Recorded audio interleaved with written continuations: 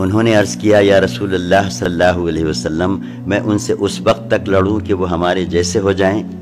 آپ صلی اللہ علیہ وسلم نے فرمایا اطمینان سے جاؤ یہاں تک کہ ان کے میدان میں اترو، پھر انہیں اسلام کی دعوت دو اور اسلام میں اللہ کے جو حقوق ان پر واجب ہوتے ہیں ان سے آگاہ کرو۔ بخدا تمہارے ذریعے اللہ تعالیٰ ایک آدمی کو بھی ہدایت دے دے تو یہ تمہارے لیے سرخ اونٹوں سے بھی بہتر ہے۔ خیبر کی آبادی 2 منطقوں میں بٹی ہوئی تھی۔ ایک منطقے میں حسب ذیل 5 قلعے تھے، 1 حصن نعم، 2 حصن صعب بن معاذ، 3 حصن قلعہ زبیر، 4 حصن ابی، 5 حصن نزار۔ ان میں سے پہلے 3 قلعوں پر مشتمل علاقہ نزاد کہلاتا تھا اور باقیہ 2 قلعوں پر مشتمل علاقہ شخ کے نام سے مشہور تھا۔ خیبر کی آبادی کا دوسرا منطقہ قتیبہ کہلاتا تھا، اس میں صرف 3 قلعے تھے۔ 1 حصن قموس، یہ قبیلہ بنو نذیر کے خاندان ابو الحقیق کا قلعہ تھا۔ 2 حصن دتیح، 3 حصن سلالم۔ ان 8 قلعوں کے علاوہ خیبر میں مزید قلعے اور گڑیاں بھی تھیں، مگر وہ چھوٹی تھیں اور قوت اور حفاظت میں ان قلعوں کے ہم پلہ نہ تھیں۔ جہاں تک جنگ کا تعلق ہے تو وہ صرف پہلے منطقے میں ہوئی، دوسرے منطقے کے تینوں قلعے لڑنے والوں کی کثرت کے باوجود جنگ کے بغیر ہی مسلمانوں کے حوالے کر دیے گئے۔ معرکے کا آغاز اور قلعہ نعم کی فتح۔ مذکورہ بالا 8 قلعوں میں سے سب سے پہلے قلعہ نعم پر حملہ ہوا، کیونکہ یہ قلعہ اپنے محل وقوع کی نزاکت اور اسٹریٹجی کے لحاظ سے یہود کی پہلی دفاعی لائن کی حیثیت رکھتا تھا، اور یہی قلعہ مرحب نامی اس شہزور اور جانباز یہودی کا قلعہ تھا جسے 1000 مردوں کے برابر مانا جاتا تھا۔ حضرت علی بن ابی طالب رضی اللہ عنہ مسلمانوں کی فوج لے کر اس قلعے کے سامنے پہنچے اور یہود کو اسلام کی دعوت دی تو انہوں نے یہ دعوت مسترد کر دی اور اپنے بادشاہ مرحب کی کمان میں مسلمانوں کے مد مقابل آ کھڑے ہوئے۔ میدان جنگ میں اتر کر پہلے مرحب نے دعوت مبازرت دی، جس کی کیفیت سلمہ بن اکوع نے یوں بیان کی ہے کہ جب ہم لوگ خیبر پہنچے تو ان کا بادشاہ مرحب اپنی تلوار لے کر ناز و تکبر کے ساتھ اٹلاتا اور یہ کہتا ہوا نمودار ہوا، خیبر کو معلوم ہے کہ میں مرحب ہوں، ہتھیار پوش، بہادر اور تجربے کار، جب جنگ و پیکار شعلہ زن ہو۔ اس کے مقابل میرے چچا عامر نمودار ہوئے اور فرمایا خیبر جانتا ہے کہ میں عامر ہوں، ہتھیار پوش، شہزور اور جنگجو۔ پھر دونوں نے ایک دوسرے پر وار کیا۔ مرحب کی تلوار میرے چچا عامر کے ڈھال میں جا چبھی اور عامر نے اسے نیچے سے مارنا چاہا، لیکن ان کی تلوار چھوٹی تھی۔ انہوں نے یہودی کی پنڈلی پر وار کیا۔ مرحب کی تلوار میرے چچا عامر کی ڈھال میں جا چبھی اور عامر نے اسے نیچے سے مارنا چاہا، لیکن ان کی تلوار چھوٹی تھی۔ انہوں نے یہودی کی پنڈلی پر وار کیا تو تلوار کا سر پلٹ کر ان کے گھٹنے پر آ لگا اور بالآخر اسی زخم سے ان کی موت واقع ہو گئی۔ نبی صلی اللہ علیہ وسلم نے اپنی دونوں انگلیاں اکٹھا کر کے ان کے بارے میں فرمایا کہ ان کے لیے دوہرا اجر ہے۔ وہ بڑے جانباز مجاہد تھے، کم ہی ان جیسا کوئی عرب روئے زمین پر چلا ہوگا۔ بہرحال حضرت عامر کے زخمی ہو جانے کے بعد مرحب کے مقابلے کے لیے حضرت علی تشریف لے گئے۔ حضرت سلمہ بن اکوع کا بیان ہے کہ اس وقت حضرت علی نے یہ اشعار کہے، میں وہ شخص ہوں کہ میری ماں نے میرا نام حیدر یعنی شیر رکھا ہے، جنگل کے شیر کی طرح خوفناک، میں انہیں ساہ کے بدلے نیزے کی ناپ پوری کروں گا۔ اس کے بعد مرحب کے سر پر ایسی تلوار ماری کہ وہیں ڈھیر ہو گیا۔ پھر حضرت علی ہی کے ہاتھوں فتح حاصل ہوئی۔ جنگ کے دوران حضرت علی رضی اللہ عنہ یہود کے قلعے کے قریب پہنچے تو ایک یہودی نے قلعے کی چوٹی سے جھانک کر کہا، تم کون ہو؟ حضرت علی نے کہا، میں علی بن ابی طالب ہوں۔ یہود نے کہا، اس کتاب کی قسم جو موسیٰ علیہ السلام پر نازل کی گئی، تم لوگ بلند ہوئے۔ اس کے بعد مرحب کا بھائی یاسر یہ کہتے ہوئے نکلا کہ کون ہے جو میرا مقابلہ کرے گا۔ اس چیلنج پر حضرت زبیر رضی اللہ عنہ میدان میں اترے۔ اس پر ان کی ماں حضرت صفیہ رضی اللہ عنہا نے کہا، یا رسول اللہ صلی اللہ علیہ وسلم، کیا میرا بیٹا قتل کیا جائے گا؟ آپ نے فرمایا نہیں، بلکہ تمہارا بیٹا اسے قتل کرے گا۔ چنانچہ حضرت زبیر نے یاسر کو قتل کر دیا۔ اس کے بعد حسن نعم کے پاس زوردار جنگ ہوئی جس میں کئی سربراہ آوردہ یہودی مارے گئے اور بقیہ یہود میں تاب مخادمت نہ رہی، چنانچہ وہ مسلمانوں کا حملہ نہ روک سکے۔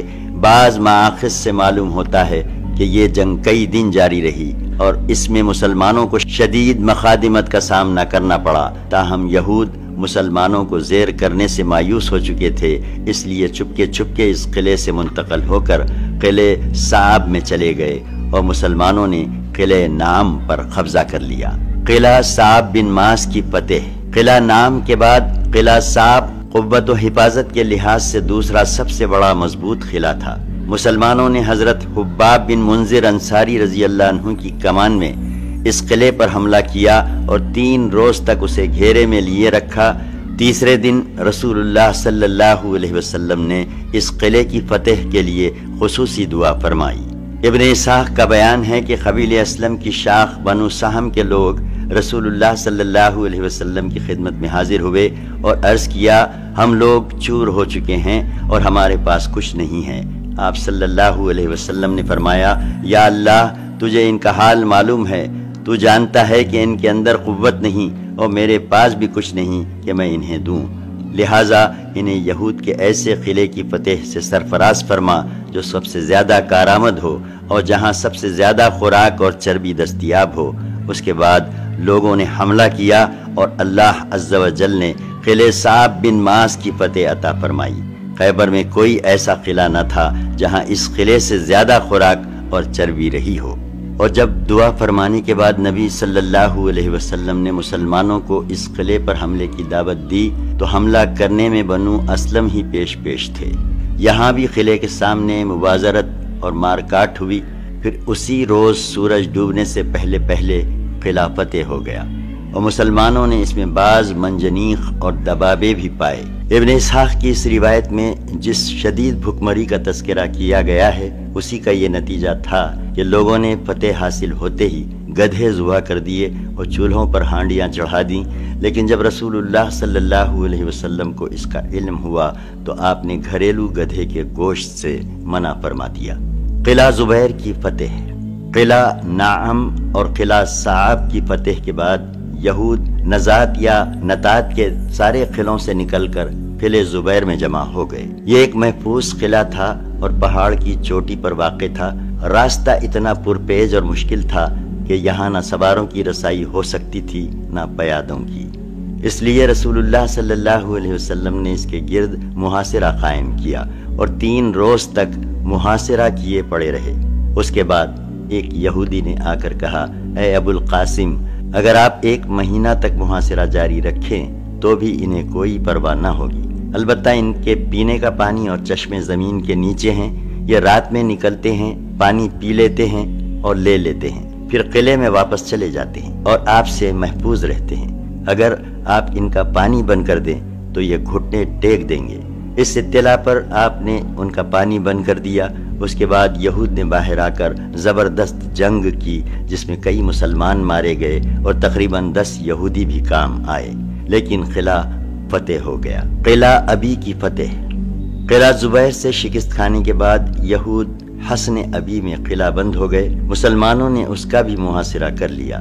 اب کی بار 2 شہزور جانباز یہودی یک کے بعد دیگرے دعوت مبازرت دیتے ہوئے میدان میں اترے اور دونوں ہی مسلمان جانبازوں کے ہاتھوں مارے گئے۔ دوسرے یہودی کے قاتل سرخ پٹی والے مشہور جاں فروش حضرت ابو دجانہ سماک بن خرشہ انصاری رضی اللہ عنہ تھے۔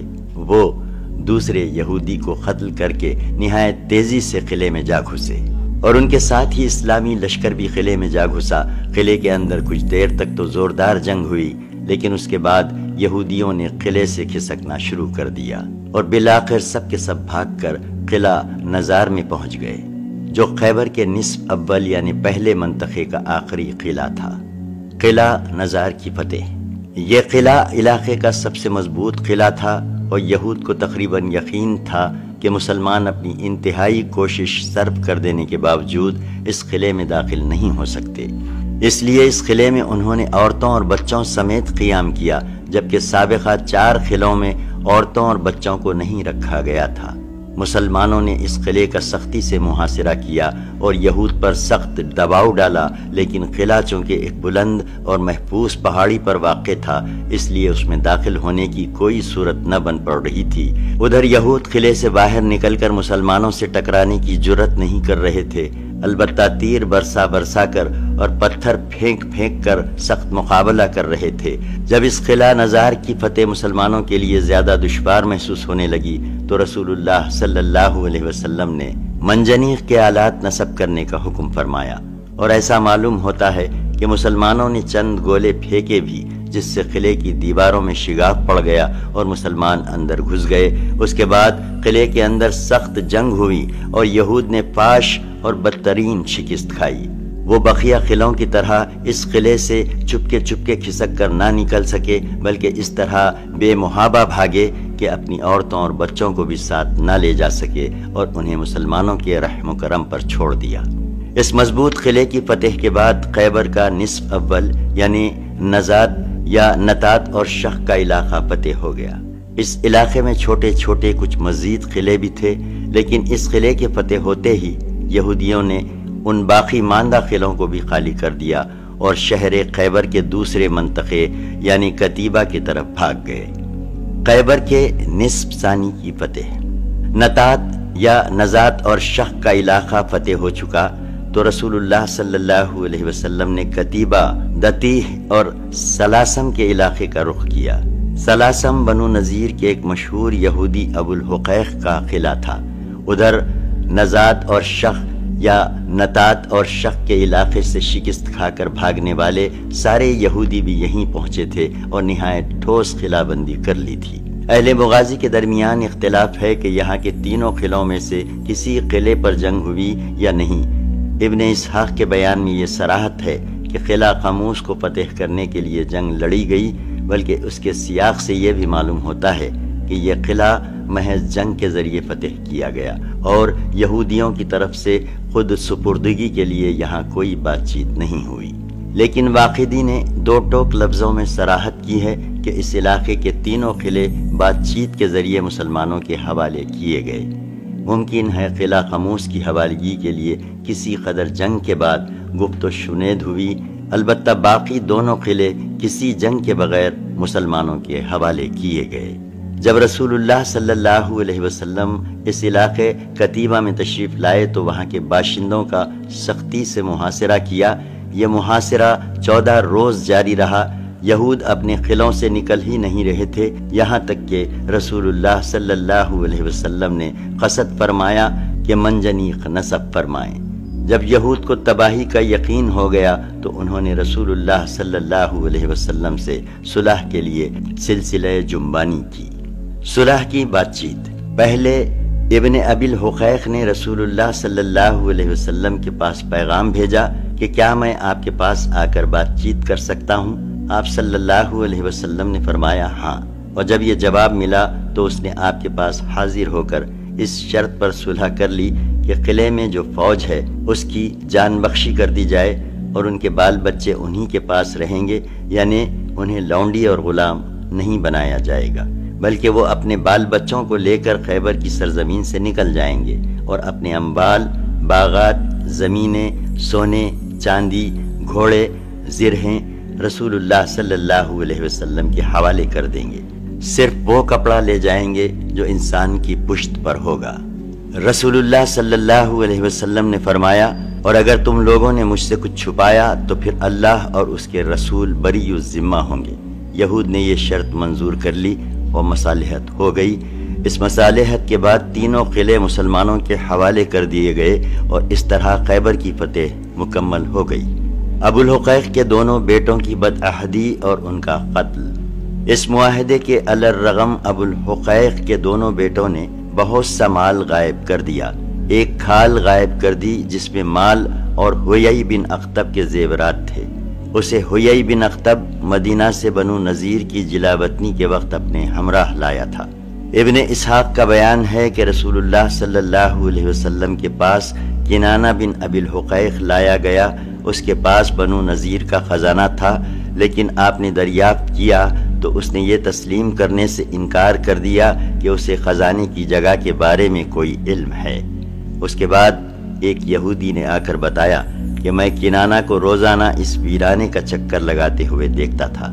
اس پر رسول اللہ صلی اللہ علیہ وسلم نے کنانہ سے فرمایا، یہ بتاؤ کہ اگر یہ خزانہ ہم نے تمہارے پاس سے برآمد کر لیا تو پھر تو ہم تمہیں قتل کر دیں گے نا؟ اس نے کہا جی ہاں۔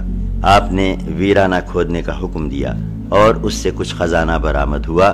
پھر باقی ماندہ خزانے کے متعلق آپ نے دریافت کیا تو اس نے پھر ادائیگی سے انکار کر دیا۔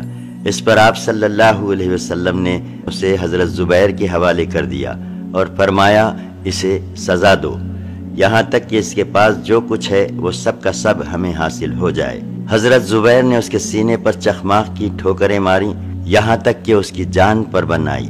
پھر اسے رسول اللہ صلی اللہ علیہ وسلم نے محمد بن مسلمہ کے حوالے کر دیا اور انہوں نے محمود بن مسلمہ کے بدلے اس کی گردن مار دی۔ محمود سایہ حاصل کرنے کے لیے قلعہ نعام کی دیوار کے نیچے بیٹھے تھے کہ اس شخص نے ان پر چکی کا پاٹ گرا کر انہیں قتل کر دیا تھا۔ ابن قیم کا بیان ہے کہ رسول اللہ صلی اللہ علیہ وسلم نے ابو الحقیق کے دونوں بیٹوں کو قتل کرا دیا تھا اور ان دونوں کے خلاف مال چھپانے کی گواہی کنانہ کے چچیرے بھائی نے دی تھی۔ اس کے بعد رسول اللہ صلی اللہ علیہ وسلم نے حیی بن اخطب کی صاحبزادی حضرت صفیہ کو قیدی بنا لیا۔ وہ کنانہ بن ابی الحقیق کے تحت تھیں اور ابھی دلہن تھیں، انہیں حال ہی میں رخصت کیا گیا تھا۔ اموال غنیمت کی تقسیم۔ رسول اللہ صلی اللہ علیہ وسلم نے یہود کو خیبر سے جلا وطن کرنے کا ارادہ فرمایا تھا اور معاہدے میں یہی طے بھی ہوا تھا، مگر یہود نے کہا اے محمد صلی اللہ علیہ وسلم ہمیں اسی زمین میں رہنے دیجئے، ہم اس کی دیکھ ریکھ کریں گے کیونکہ ہمیں آپ لوگوں سے زیادہ اس کی معلومات ہیں۔ ادھر رسول اللہ صلی اللہ علیہ وسلم اور صحابہ کرام کے پاس اتنے غلام نہ تھے جو اس زمین کی دیکھ ریکھ اور جوتنے بونے کا کام کر سکتے، اور نہ خود صحابہ کو اتنی فرصت تھی کہ یہ کام سر انجام دے سکتے۔ اس لیے آپ نے خیبر کی زمین اس شرط پر یہود کے حوالے کر دی کہ ساری کھیتی اور تمام پھلوں کی پیداوار کا آدھا یہود کو دیا جائے گا، اور جب تک رسول اللہ صلی اللہ علیہ وسلم کی مرضی ہوگی اس پر برقرار رکھیں گے اور جب چاہیں گے جلا وطن کر دیں گے۔ اس کے بعد حضرت عبداللہ بن رواحہ رضی اللہ عنہ خیبر کی پیداوار کا تخمینہ لگایا کرتے تھے۔ خیبر کی تقسیم اس طرح کی گئی کہ اسے 36 حصوں میں بانٹ دیا گیا، ہر حصہ 100 حصوں کا جامع تھا، اور اس طرح کل 3600 حصے ہوئے۔ اس میں سے نصف یعنی 1800 حصے رسول اللہ صلی اللہ علیہ وسلم اور مسلمانوں کے تھے۔ عام مسلمانوں کی طرح رسول اللہ صلی اللہ علیہ وسلم کا بھی صرف ایک ہی حصہ تھا۔ باقی یعنی 1800 حصوں پر مشتمل دوسرا نصف رسول اللہ صلی اللہ علیہ وسلم نے مسلمانوں کی اجتماعی ضروریات و حوادث کے لیے الگ کر لیا تھا۔ 1800 حصوں پر خیبر کی تقسیم اس لیے کی گئی کہ یہ اللہ تعالیٰ کی طرف سے اہل حدیبیہ کے لیے ایک عطیہ تھا، جو موجود تھے ان کے لیے بھی اور جو موجود نہ تھے ان کے لیے بھی۔ اور اہل حدیبیہ کی تعداد 1400 تھی، جو خیبر آتے ہوئے اپنے ساتھ 200 گھوڑے لائے تھے، چونکہ سوار کے علاوہ خود گھوڑے کو بھی حصہ ملتا ہے اور گھوڑے کا حصہ ڈبل یعنی 2 فوجیوں کے برابر ہوتا ہے۔ اس لیے خیبر کو 1800 حصوں پر تقسیم کیا گیا تو 200 شہ سواروں کو 3 حصے کے حساب سے 600 ملے، اور 1200 پیدل فوج کو ایک حصے کے حساب سے 1200 حصے ملے۔ خیبر کے اموال غنیمت کی کثرت کا اندازہ صحیح بخاری میں مروی ہے ابن عمر رضی اللہ عنہ کی اس روایت سے کہ انہوں نے فرمایا ہم لوگ آسودہ نہ ہوئے یہاں تک کہ ہم نے خیبر فتح کیا۔ اسی طرح حضرت عائشہ رضی اللہ عنہا کی اس روایت سے ہوتا ہے کہ انہوں نے فرمایا جب خیبر فتح ہوا تو ہم نے کہا اب ہمیں پیٹ بھر کر کھجور ملے گی۔ نیز جب رسول اللہ صلی اللہ علیہ وسلم مدینہ تشریف لائے تو مہاجرین نے انصار کو کھجوروں کے وہ درخت واپس کر دیے جو انصار نے امداد کے طور پر انہیں دے رکھے تھے، کیونکہ اب ان کے لیے خیبر میں مال اور کھجور کے درخت ہو چکے تھے۔ حضرت جعفر بن ابی طالب اور اشعری صحابہ کی آمد۔ اسی غزوے میں حضرت جعفر بن ابی طالب رضی اللہ عنہ خدمت نبوی میں حاضر ہوئے۔ ان کے ساتھ اشعری مسلمان یعنی حضرت ابو موسیٰ اور ان کے رفقا بھی تھے رضی اللہ عنہم۔ حضرت ابو موسیٰ اشعری رضی اللہ عنہ کا بیان ہے کہ یمن میں ہمیں رسول اللہ صلی اللہ علیہ وسلم کے ظہور کا علم ہوا تو ہم لوگ یعنی میں اور میرے بھائی اپنی قوم کے 50 آدمیوں سمیت اپنے وطن سے ہجرت کر کے ایک کشتی پر سوار آپ کی خدمت میں روانہ ہوئے، لیکن ہماری کشتی نے ہمیں نجاشی کے ملک حبشہ میں پھینک دیا۔ وہاں حضرت جعفر اور ان کے رفقا سے ملاقات ہوئی۔ انہوں نے بتایا کہ رسول اللہ صلی اللہ علیہ وسلم نے ہمیں بھیجا ہے اور یہیں ٹھہرے رہنے کا حکم دیا ہے، آپ لوگ بھی ہمارے ساتھ ٹھہر جائیے۔ چنانچہ ہم لوگ بھی ان کے ساتھ ٹھہر گئے اور خدمت نبوی میں اس وقت پہنچ سکے جب آپ خیبر فتح کر چکے تھے۔ آپ نے ہمارا بھی حصہ لگایا، لیکن ہمارے علاوہ کسی بھی شخص کو جو فتح خیبر میں موجود نہ تھا کوئی حصہ نہیں لگایا، صرف شرکائے جنگ ہی کا حصہ لگایا۔ البتہ حضرت جعفر اور ان کے رفقا کے ساتھ ہماری کشتی والوں کا بھی حصہ لگایا اور ان کے لیے بھی مال غنیمت تقسیم کیا۔ اور جب حضرت جعفر نبی صلی اللہ علیہ وسلم کی خدمت میں پہنچے تو آپ نے ان کا استقبال کیا اور انہیں چوم کر فرمایا، واللہ میں نہیں جانتا کہ مجھے کس بات کی خوشی زیادہ ہے، خیبر کی فتح کی یا جعفر کی آمد کی۔ یاد رہے کہ ان لوگوں کو بلانے کے لیے رسول اللہ صلی اللہ علیہ وسلم نے حضرت عمر بن امیہ زمری کو نجاشی کے پاس بھیجا تھا اور اس سے کہلوایا تھا کہ وہ ان لوگوں کو آپ کے پاس روانہ کر دے۔ چنانچہ نجاشی نے 2 کشتیوں پر سوار کر کے انہیں روانہ کر دیا۔ یہ کل 16 آدمی تھے اور ان کے ساتھ ان کے باقی ماندہ بچے اور عورتیں بھی تھیں۔ بقیہ لوگ اس سے پہلے مدینہ آ چکے تھے۔ حضرت صفیہ سے شادی ہم بتا چکے ہیں کہ جب حضرت صفیہ کا شوہر کنانہ بن ابی الحقیق اپنی بدعہدی کے سبب قتل کر دیا گیا تو حضرت صفیہ قیدی عورتوں میں شامل کر لی گئیں۔ اس کے بعد جب یہ قیدی عورتیں جمع کی گئیں تو حضرت دہیہ بن خلیفہ کلبی رضی اللہ عنہ نے نبی صلی اللہ علیہ وسلم کی خدمت میں آ کر عرض کیا، اے اللہ کے نبی صلی اللہ علیہ وسلم، مجھے قیدی عورتوں میں سے ایک لونڈی دے دیجئے۔ آپ نے فرمایا، جاؤ ایک لونڈی لے لو۔ انہوں نے جا کر حضرت صفیہ بنت حیی کو منتخب کر لیا۔ اس پر ایک آدمی نے آپ کے پاس آ کر عرض کیا کہ اے اللہ کے نبی صلی اللہ علیہ وسلم، آپ نے بنی قریظہ اور بنی نذیر کی سیدہ صفیہ کو دہیہ کے حوالے کر دیا، حالانکہ وہ صرف آپ کے شایع نشان ہیں۔ آپ نے فرمایا، دہیہ کو صفیہ سمیت بلاؤ۔ حضرت دہیہ ان کو ساتھ لیے ہوئے حاضر ہوئے۔ آپ نے انہیں دیکھ کر حضرت دہیہ سے فرمایا کہ قیدیوں میں سے کوئی دوسری لونڈی لے لو۔ پھر آپ نے حضرت صفیہ پر اسلام پیش کیا، انہوں نے اسلام قبول کر لیا۔ اس کے بعد آپ صلی اللہ علیہ وسلم نے انہیں آزاد کر کے ان سے شادی کر لی اور ان کی آزادی ہی کو ان کا مہر قرار دیا۔ مدینہ واپسی میں سد صحابہ پہنچ کر وہ حلال ہو گئیں۔ اس کے بعد حضرت ام سلیم رضی اللہ عنہا نے انہیں آپ کے لیے آراستہ کیا اور رات میں آپ کے پاس رخصت کر دیا۔ آپ نے دولہے کی حیثیت سے ان کے ہمراہ صبح کی اور کھجور، گھی اور ستو سان کر ولیمہ کھلایا اور راستے میں 3 روز شبہائے عروسی کے طور پر ان کے پاس قیام فرمایا۔ اس موقع پر آپ صلی اللہ علیہ وسلم نے ان کے چہرے پر ہرا نشان دیکھا۔ دریافت فرمایا، یہ کیا ہے؟ کہنے لگیں، یا رسول اللہ صلی اللہ علیہ وسلم، آپ کے خیبر آنے سے پہلے میں نے خواب دیکھا تھا کہ چاند اپنی جگہ سے ٹوٹ کر میری آغوش میں آ گرا ہے۔ بخدا مجھے آپ کے معاملے کا کوئی تصور بھی نہ تھا، لیکن میں نے یہ خواب اپنے شوہر سے بیان کیا تو اس نے میرے چہرے پر تھپڑ رسید کرتے ہوئے کہا، یہ بادشاہ جو مدینہ میں ہے تم اس کی آرزو کر رہی ہو۔ زہرآلود بکری کا واقعہ۔ خیبر کی فتح کے بعد جب رسول اللہ صلی اللہ علیہ وسلم مطمئن اور یکسو ہو چکے تو سلام بن مشکم کی بیوی زینب بنت حارث نے آپ کے پاس بھنی ہوئی بکری کا ہدیہ بھیجا۔ اس نے پوچھ رکھا تھا کہ رسول اللہ صلی اللہ علیہ وسلم کون سا عضو زیادہ پسند کرتے ہیں، اور اسے بتایا گیا تھا کہ دستہ، اس لیے اس نے دستے میں خوب زہر ملا دیا تھا اور اس کے بعد بقیہ حصہ بھی زہر آلود کر دیا تھا۔ پھر اسے لے کر وہ رسول اللہ صلی اللہ علیہ وسلم کے پاس آئی اور آپ کے سامنے رکھا تو آپ نے دستہ اٹھا کر اس کا ایک ٹکڑا چبایا، لیکن نگلنے کے بجائے تھوک دیا، یہ ہڈی مجھے بتلا رہی ہے کہ اس میں زہر ملایا گیا ہے۔ اس کے بعد آپ نے زینب کو بلایا تو اس نے اقرار کر لیا۔ آپ نے پوچھا کہ تم نے ایسا کیوں کیا؟ اس نے کہا، میں نے سوچا کہ اگر یہ بادشاہ ہے تو ہمیں اس سے راحت مل جائے گی، اور اگر نبی ہے تو اسے خبر دے دی جائے گی۔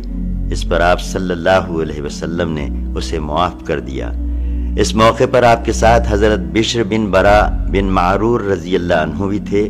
انہوں نے ایک لقمہ نگل لیا تھا جس کی وجہ سے ان کی موت واقع ہو گئی۔ روایات میں اختلاف ہے کہ آپ نے اس عورت کو معاف کر دیا تھا یا قتل کر دیا تھا۔ تطبیق اس طرح دی گئی ہے کہ پہلے تو آپ نے معاف کر دیا تھا، لیکن جب حضرت بشر رضی اللہ عنہ کی موت واقع ہو گئی تو پھر قصاص کے طور پر قتل کر دیا۔ جنگ خیبر میں فریقین کے مقتولین۔ خیبر کے مختلف معرکوں میں کل مسلمان جو شہید ہوئے ان کی تعداد 16 ہے۔ 4 قریش سے، 1 قبیلے اشجع سے، 1 قبیلے اسلم سے، 1 اہل خیبر سے اور بقیہ انصار سے۔ ایک قول یہ بھی ہے کہ ان معرکوں میں کل 18 مسلمان شہید ہوئے۔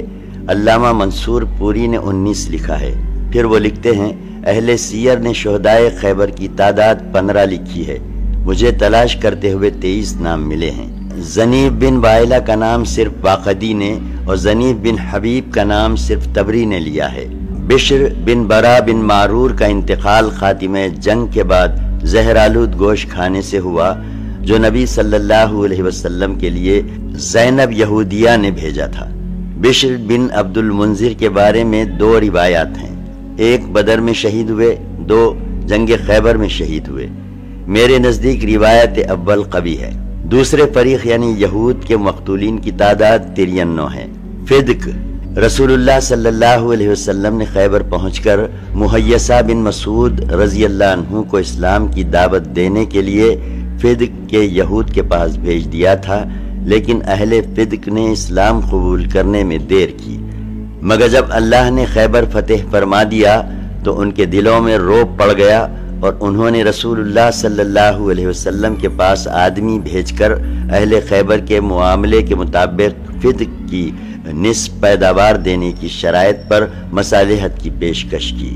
آپ صلی اللہ علیہ وسلم نے پیشکش قبول کر لی اور اس طرح فدق کی سرزمین خالص رسول اللہ صلی اللہ علیہ وسلم کے لیے ہوئی، کیونکہ مسلمانوں نے اس پر گھوڑے اور اونٹ نہیں دوڑائے تھے، یعنی اسے بزور شمشیر فتح نہیں کیا تھا۔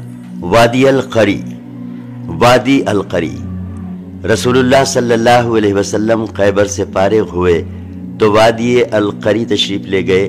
وہاں بھی یہود کی ایک جماعت تھی اور ان کے ساتھ عرب کی ایک جماعت بھی شامل ہو گئی تھی۔ جب مسلمان وہاں اترے تو یہود نے تیروں سے استقبال کیا، وہ پہلے سے سب بندی کیے ہوئے تھے۔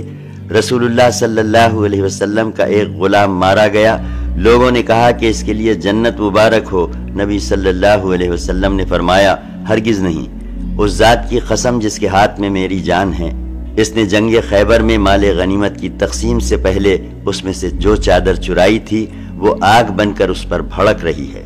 لوگوں نے نبی صلی اللہ علیہ وسلم کا یہ ارشاد سنا تو ایک آدمی 1 تسمہ یا 2 تسمہ لے کر آپ صلی اللہ علیہ وسلم کی خدمت میں حاضر ہوا۔ نبی صلی اللہ علیہ وسلم نے فرمایا، یہ 1 تسمہ یا 2 تسمہ آگ کا ہے۔ اس کے بعد نبی صلی اللہ علیہ وسلم نے جنگ کے لیے صحابہ کرام کی ترتیب اور سب بندی کی۔ پورے لشکر کا علم حضرت سعد بن عبادہ کے حوالے کیا، ایک پرچم حباب بن منذر کو دیا اور تیسرا پرچم عبادہ بن بشر کو دیا۔ اس کے بعد آپ نے یہود کو اسلام کی دعوت دی، انہوں نے قبول نہ کیا اور ان کا ایک آدمی میدان جنگ میں اترا۔ ادھر سے حضرت زبیر بن عوام رضی اللہ عنہ نمودار ہوئے اور اس کا کام تمام کر دیا۔ پھر دوسرا آدمی نکلا، حضرت زبیر نے اسے بھی قتل کر دیا۔ اس کے بعد ایک اور آدمی میدان میں آیا، اس کے مقابلے کے لیے حضرت علی رضی اللہ عنہ نکلے اور اسے قتل کر دیا۔ اس طرح رفتہ رفتہ ان کے 11 آدمی مارے گئے۔ جب ایک آدمی مارا جاتا تو نبی صلی اللہ علیہ وسلم باقی یہودیوں کو اسلام کی دعوت دیتے۔ اس دن جب نماز کا وقت ہوتا تو آپ صحابہ کرام کو نماز پڑھاتے اور پھر پلٹ کر یہود کے بالمقابل چلے جاتے اور انہیں اسلام اور اللہ اور اس کے رسول کی دعوت دیتے۔ اس طرح لڑتے لڑتے شام ہو گئی۔ دوسرے دن صبح آپ پھر تشریف لے گئے، لیکن ابھی سورج نیزہ برابر بھی بلند نہ ہوا ہوگا کہ ان کے ہاتھ میں جو کچھ تھا اسے آپ صلی اللہ علیہ وسلم کے حوالے کر دیا، یعنی آپ نے بزور قوت فتح حاصل کی اور اللہ نے ان کے اموال آپ کو غنیمت میں دیے۔ صحابہ کرام کو بہت سارا ساز و سامان ہاتھ آیا۔ رسول اللہ صلی اللہ علیہ وسلم نے وادی القری میں 4 روز قیام فرمایا اور جو مال غنیمت ہاتھ آیا تھا اسے صحابہ کرام پر تقسیم فرما دیا۔ البتہ زمین اور کھجور کے باغات کو یہود کے ہاتھ میں رہنے دیا اور اس کے متعلق ان سے بھی اہل خیبر جیسا معاملہ طے فرمایا۔ تیمہ کے یہودیوں کو جب خیبر، فدق اور وادی القری کے باشندوں پر سپر انداز ہونے کی اطلاع ملی تو انہوں نے مسلمانوں کے خلاف کسی قسم کی محاذرائی کا مظاہرہ کرنے کی بجائے از خود آدمی بھیج کر صلح کی پیشکش کی۔ رسول اللہ صلی اللہ علیہ وسلم نے ان کی پیشکش قبول فرما لی اور یہ یہود اپنے اموال کے اندر مقیم رہے۔ اس کے متعلق آپ نے ایک نوشتہ بھی تحریر فرما دیا جو یہ تھا: یہ تحریر ہے محمد الرسول اللہ کی طرف سے بنو عادیہ کے لیے، ان کے لیے ذمہ ہے اور ان پر جزیہ ہے، ان پر نہ زیادتی ہوگی نہ انہیں جلا وطن کیا جائے گا، رات معاون ہوگی اور دن پختگی بخش، یعنی یہ معاہدہ دائمی ہوگا۔ اور یہ تحریر خالد بن سعید نے لکھی۔ اس کے بعد رسول اللہ صلی اللہ علیہ وسلم نے مدینہ واپسی کی راہ لی۔ واپسی کے دوران لوگ ایک وادی کے قریب پہنچے تو بلند آواز سے اللہ اکبر، لا الہ الا اللہ کہنے لگے۔ رسول اللہ صلی اللہ علیہ وسلم نے فرمایا، اپنے نفسوں کے ساتھ سہولت برتو، تم لوگ کسی بہرے اور غائب کو نہیں پکار رہے ہو بلکہ اس ہستی کو پکار رہے ہو جو سننے والی اور قریب ہے۔ نیز اثنائے راہ میں ایک بار رات بھر سفر جاری رکھنے کے بعد آپ صلی اللہ علیہ وسلم نے آخر رات میں راستے میں کسی جگہ پڑاؤ ڈالا اور حضرت بلال کو یہ تاکید کر کے سو رہے کہ ہمارے لیے رات پر نظر رکھنا، یعنی صبح ہوتے ہی نماز کے لیے بیدار کر دینا۔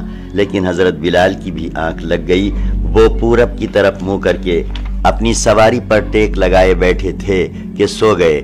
پھر کوئی بھی بیدار نہ ہوا یہاں تک کہ لوگوں پر دھوپ آ گئی۔ اس کے بعد سب سے پہلے رسول اللہ صلی اللہ علیہ وسلم بیدار ہوئے، پھر لوگوں کو بیدار کیا اور آپ صلی اللہ علیہ وسلم اس وادی سے نکل کر کچھ آگے تشریف لے گئے، پھر لوگوں کو فجر کی نماز پڑھائی۔ کہا جاتا ہے کہ یہ واقعہ کسی دوسرے سفر میں پیش آیا تھا۔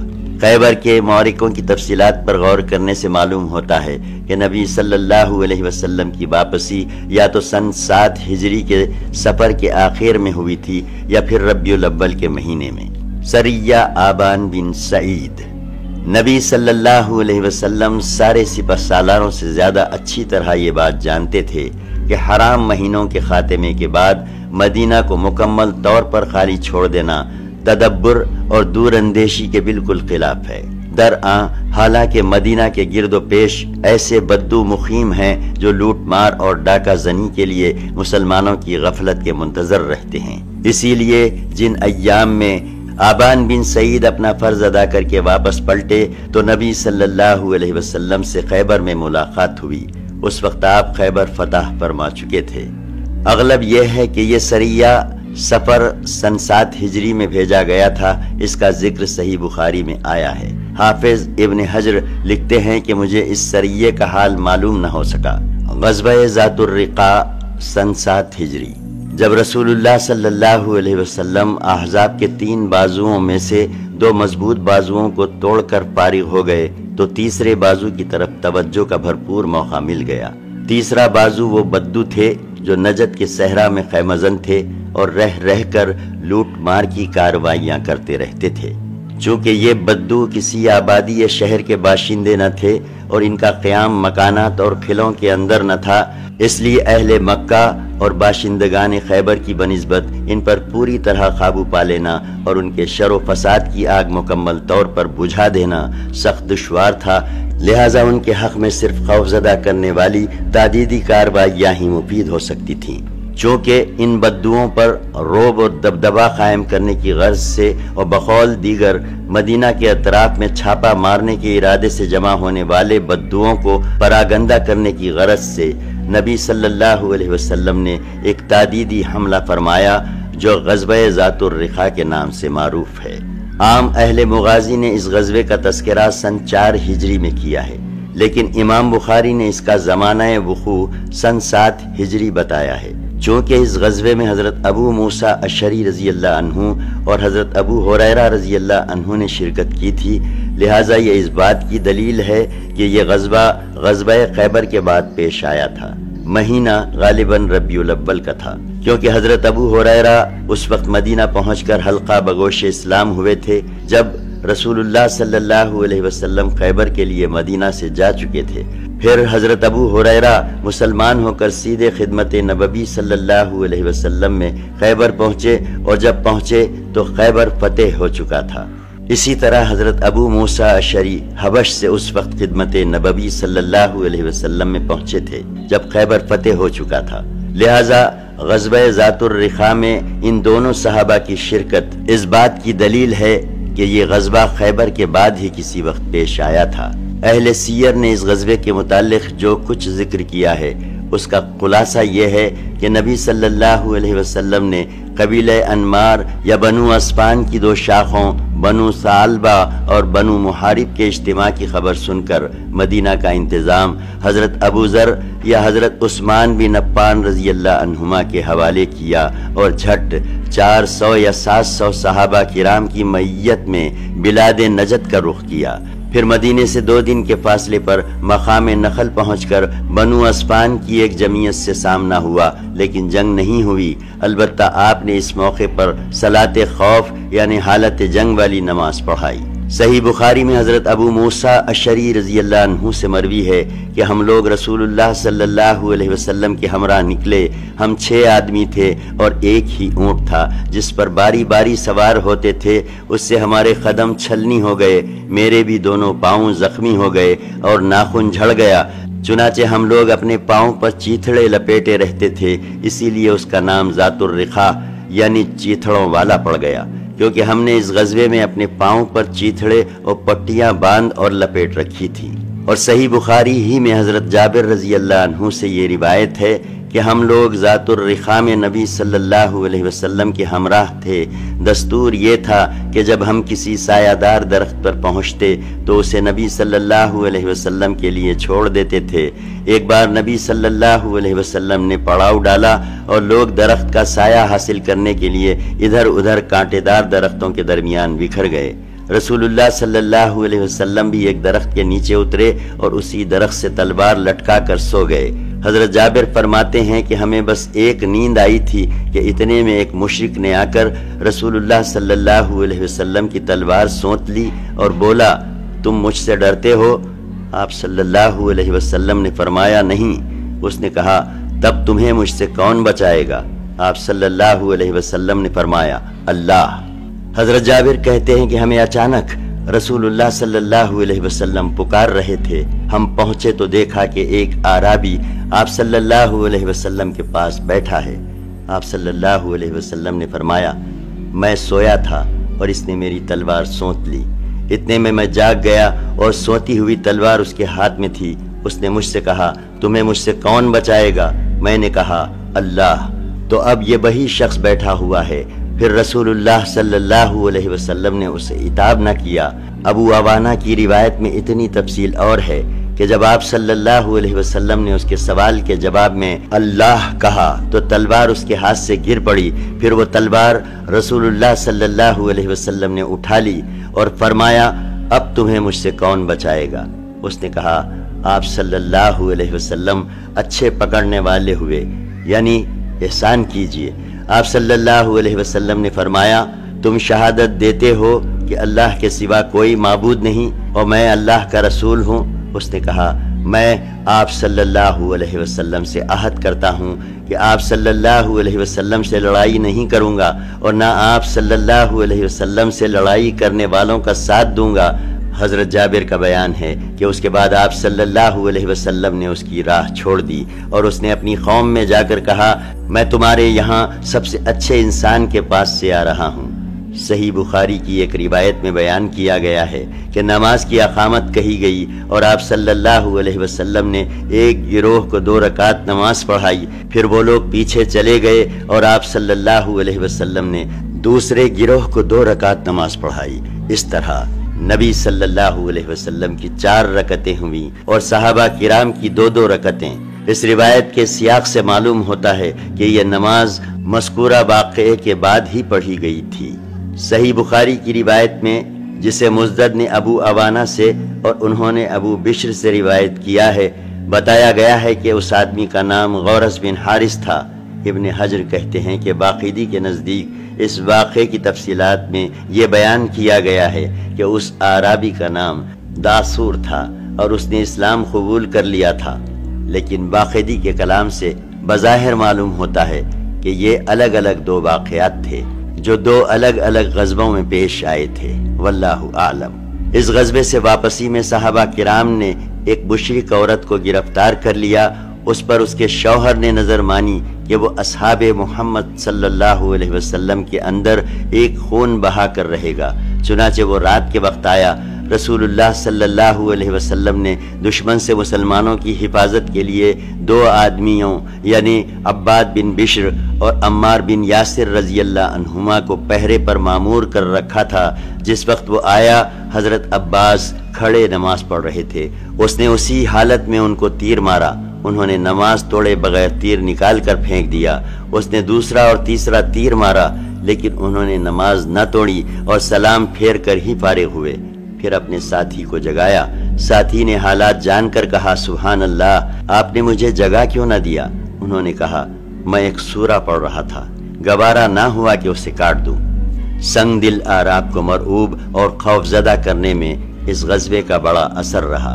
ہم اس غزوے کے بعد پیش آنے والے سرایا کی تفصیلات پر نظر ڈالتے ہیں تو دیکھتے ہیں کہ اطفان کے ان قبائل نے اس غزوے کے بعد سر اٹھانے کی جرت نہ کی، بلکہ ڈھیلے پڑتے پڑتے سپر انداز ہو گئے اور بالآخر اسلام قبول کر لیا۔ حتیٰ کہ ان اعراب کے کئی قبائل ہم کو فتح مکہ اور غزوہ حنین میں مسلمانوں کے ساتھ نظر آتے ہیں اور انہیں غزوہ حنین کے مال غنیمت سے حصہ دیا جاتا ہے۔ پھر فتح مکہ سے واپسی کے بعد ان کے پاس صدقات وصول کرنے کے لیے اسلامی حکومت کے اعمال بھیجے جاتے ہیں اور وہ باقاعدہ اپنے صدقات ادا کرتے ہیں۔ غرض اس حکمت عملی سے وہ تینوں بازو ٹوٹ گئے جو جنگ خندق میں مدینہ پر حملہ آور ہوئے تھے، اور اس کی وجہ سے پورے علاقے میں امن و سلامتی کا دورہ ہو گیا۔ اس کے بعد بعض قبائل نے بعض علاقوں میں جو شور و غوغا کیا، اس پر مسلمانوں نے بڑی آسانی سے قابو پا لیا، بلکہ اسی غزوے کے بعد بڑے بڑے شہروں اور ممالک کے فتوحات کا راستہ ہموار ہونا شروع ہوا، کیونکہ اس غزوے کے بعد اندرون ملک حالات پوری طرح اسلام اور مسلمانوں کے لیے سازگار ہو چکے تھے۔ سن 7 ہجری کے چند سرایا۔ اس غزوے سے واپس آ کر رسول اللہ صلی اللہ علیہ وسلم نے شوال سن 7 ہجری تک مدینہ میں قیام فرمایا اور اس دوران متعدد سرایا روانہ کیے۔ بعض کی تفصیل یہ ہے: 1 سریہ قدید، سفر یا ربیع الاول سن 7 ہجری۔ یہ سریہ غالب بن عبداللہ لیثی کی کمان میں قدید کی جانب قبیلہ بنو ملوح کی تعدید کے لیے روانہ کیا گیا۔ وجہ یہ تھی کہ بنو ملوح نے بشر بن سوید کے رفقا کو قتل کر دیا تھا اور اسی کے انتقام کے لیے اس سریہ کی روانگی عمل میں آئی تھی۔ اس سریہ نے رات میں چھاپا مار کر بہت سے افراد کو قتل کر دیا اور ڈھور ڈنگر ہانک لائے۔ پیچھے سے دشمن نے ایک بڑے لشکر کے ساتھ تعاقب کیا، لیکن جب مسلمانوں کے قریب پہنچے تو بارش ہونے لگی اور ایک زبردست سیلاب آ گیا جو فریقین کے درمیان حائل ہو گیا۔ اس طرح مسلمانوں نے بقیہ راستہ بھی سلامتی کے ساتھ طے کر لیا۔ 2 سریہ حسمی جمادی الاخر سن 7 ہجری۔ اس کا ذکر شاہان عالم کے نام خطوط کے باب میں گزر چکا ہے۔ 3 سریہ تربہ شعبان سن 7 ہجری۔ یہ سریہ حضرت عمر بن خطاب رضی اللہ عنہ کی قیادت میں روانہ کیا گیا۔ ان کے ساتھ 30 آدمی تھے جو رات میں سفر کرتے اور دن میں روپوش رہتے تھے، لیکن بنو حوازن کو پتہ چل گیا اور وہ نکل بھاگے۔ حضرت عمر رضی اللہ عنہ ان کے علاقے میں پہنچے تو کوئی بھی نہ ملا اور وہ مدینہ پلٹ آئے۔ 4 سریہ اطراف فدق، شعبان سن 7 ہجری۔ یہ سریہ حضرت بشیر بن سعد انصاری رضی اللہ عنہ کی قیادت میں 30 آدمیوں کے ہمراہ بنو مرہ کی تعدید کے لیے روانہ کیا گیا۔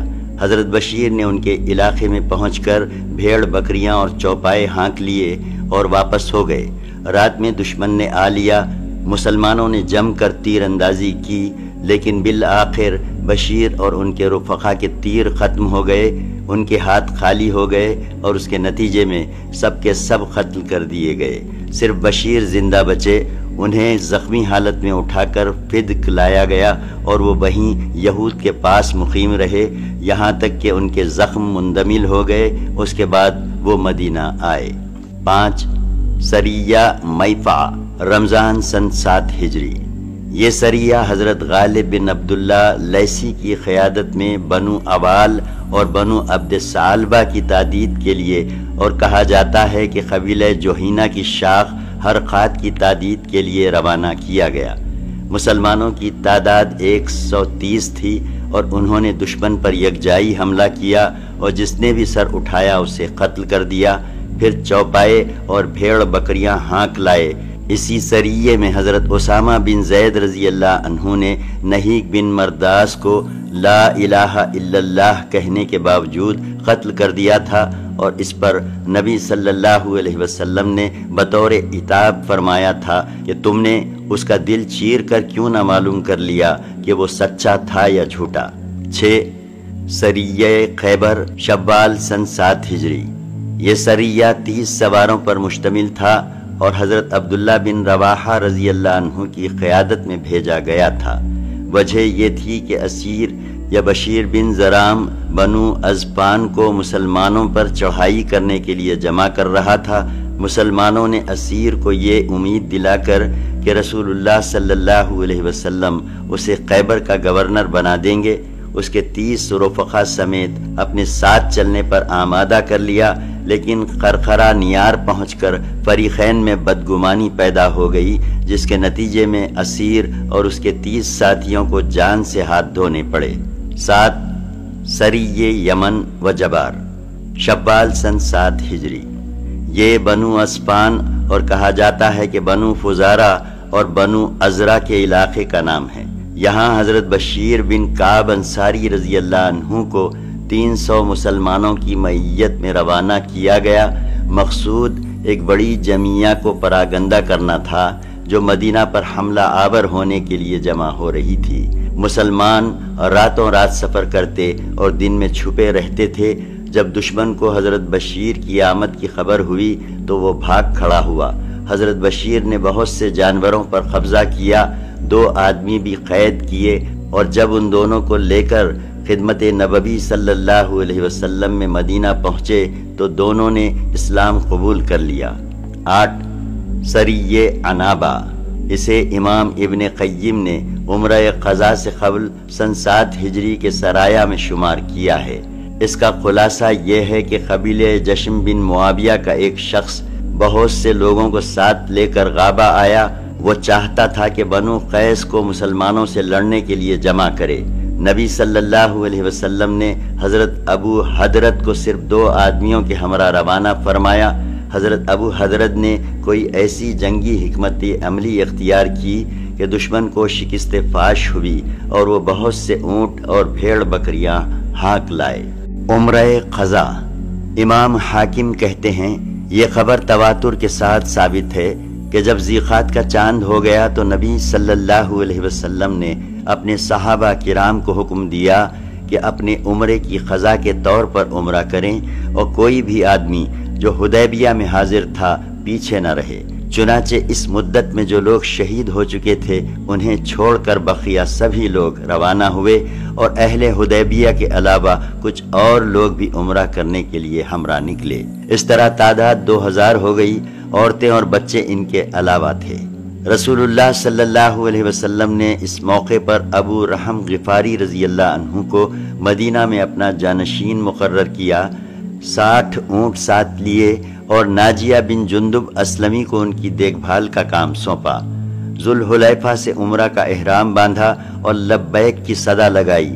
آپ کے ساتھ مسلمانوں نے بھی لبیک پکارا اور قریش کی جانب سے بدعہدی کے اندیشے کے سبب ہتھیار اور جنگجو افراد کے ساتھ مستعد ہو کر نکلے۔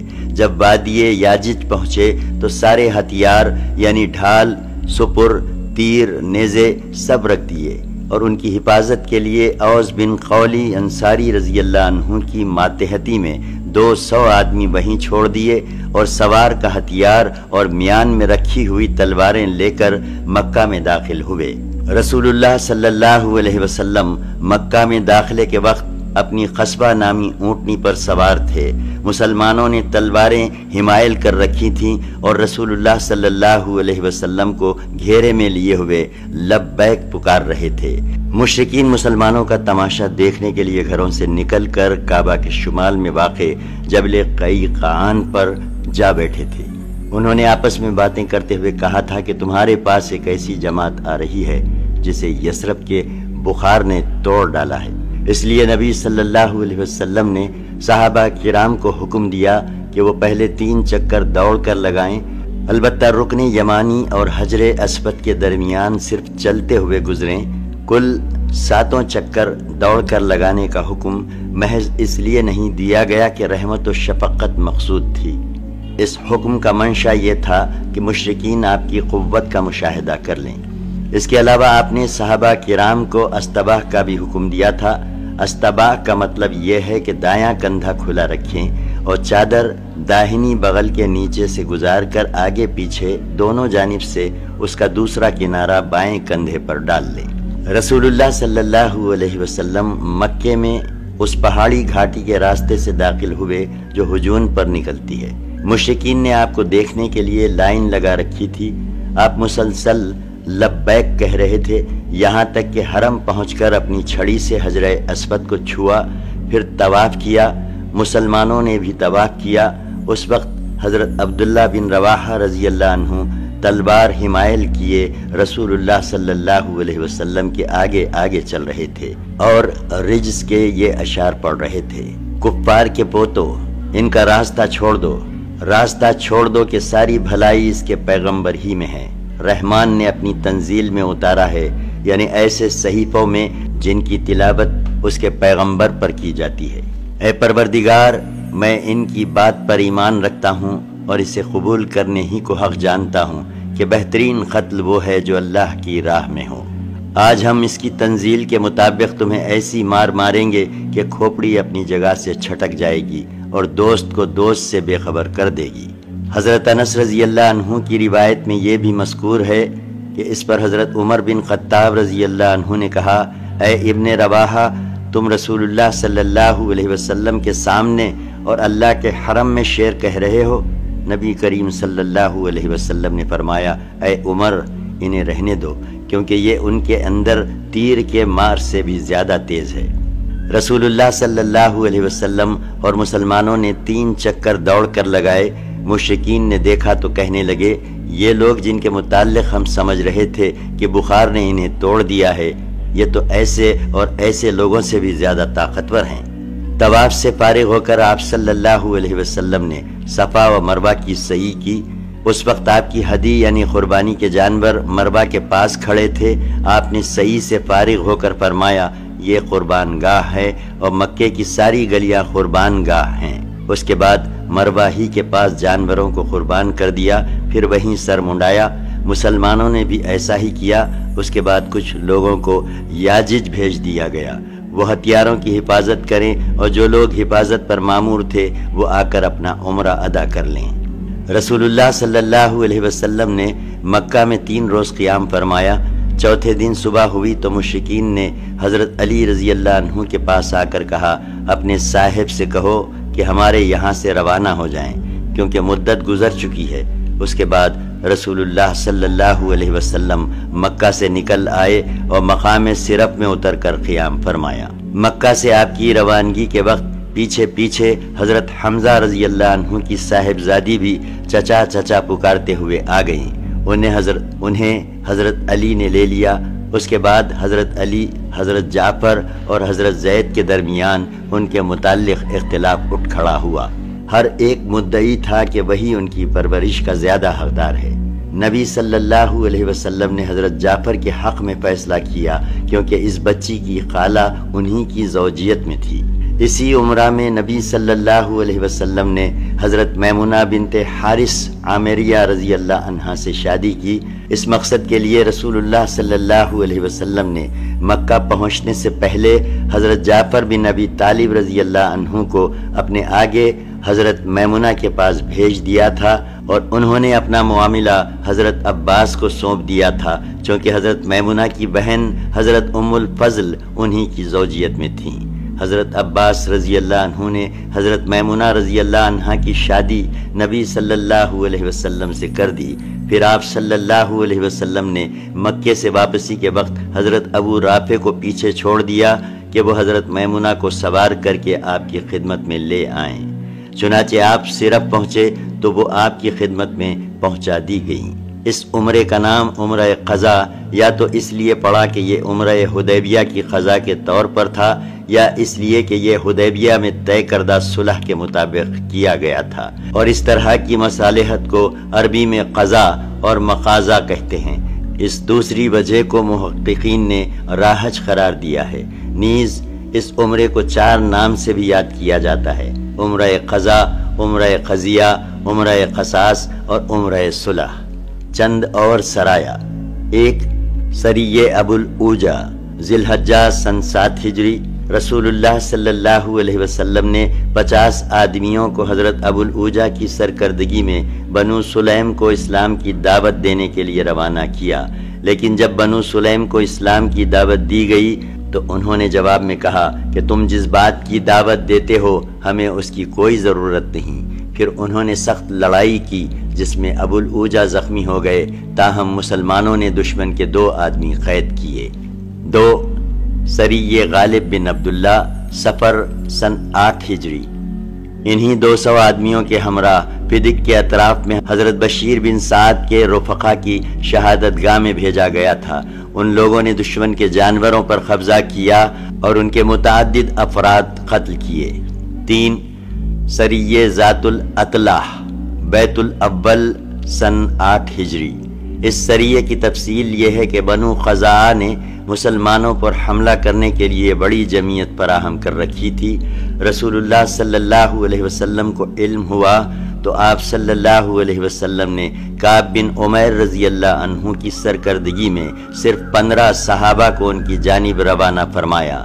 صحابہ کرام نے سامنا ہونے پر انہیں اسلام کی دعوت دی، مگر انہوں نے اسلام قبول کرنے کی بجائے صحابہ کو تیروں سے چھلنی کر کے سب کو شہید کر دیا۔ صرف 1 آدمی زندہ بچا جو 100 میں کے درمیان سے اٹھا لایا گیا۔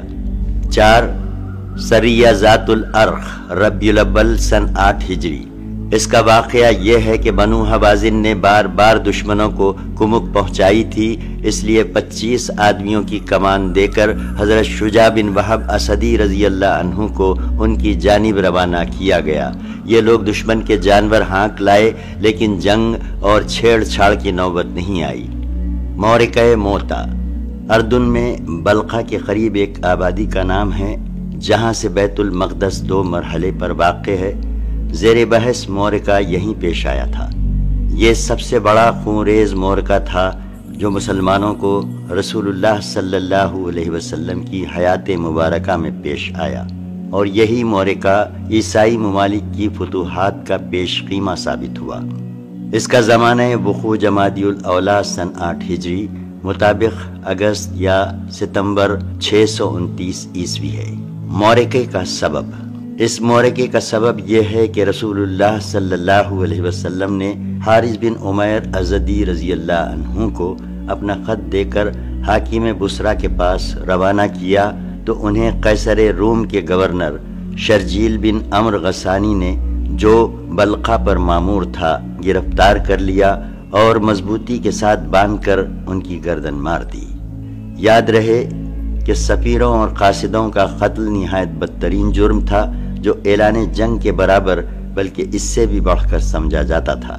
اس لیے جب رسول اللہ صلی اللہ علیہ وسلم کو اس واقعے کی اطلاع دی گئی تو آپ صلی اللہ علیہ وسلم پر یہ بات سخت گراں گزری اور آپ صلی اللہ علیہ وسلم نے اس علاقے پر فوج کشی کے لیے 3000 کا لشکر تیار کیا، اور یہ سب سے بڑا اسلامی لشکر تھا جو اس سے پہلے جنگ احزاب کے علاوہ کسی اور جنگ میں فراہم نہ ہو سکا تھا۔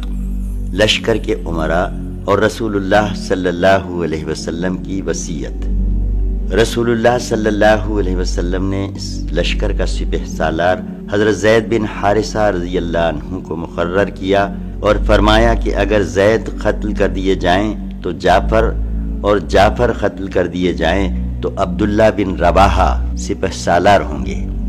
آپ نے لشکر کے لیے سفید پرچم باندھا اور اسے حضرت زید بن حارثہ رضی اللہ عنہ کے حوالے کیا۔ لشکر کو آپ نے یہ وصیت بھی فرمائی کہ جس مقام پر حضرت حارث بن عمیر رضی اللہ عنہ قتل کیے گئے تھے وہاں پہنچ کر اس مقام کے باشندوں کو اسلام کی دعوت دیں، اور اگر وہ اسلام قبول کر لیں تو بہتر، ورنہ اللہ سے مدد مانگے اور لڑائی کریں۔ آپ صلی اللہ علیہ وسلم نے فرمایا کہ اللہ کے نام سے اللہ کی راہ میں اللہ کے ساتھ کفر کرنے والوں سے غزوہ کرو، اور دیکھو بد عہدی نہ کرنا، خیانت نہ کرنا، کسی بچے اور عورت اور فنا کے قریب بوڑھے کو اور گرجے میں رہنے والے تاریک الدنیا کو قتل نہ کرنا، کھجور اور کوئی اور درخت نہ کاٹنا، اور کسی عمارت کو منہدم نہ کرنا۔